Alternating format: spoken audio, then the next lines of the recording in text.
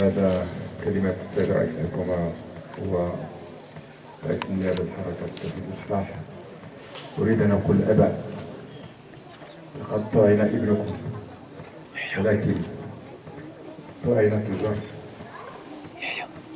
طعنت الجامعة المغربية، طعن الطالب،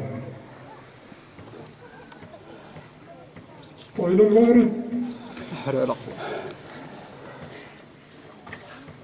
هناك توجيهات لصاحب الجلالة على أن لا يستمر هذا في الجامعة المغربية. شكرا لكم.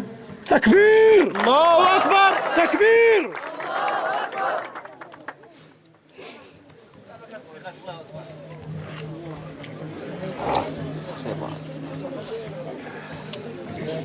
جزاك الله خير.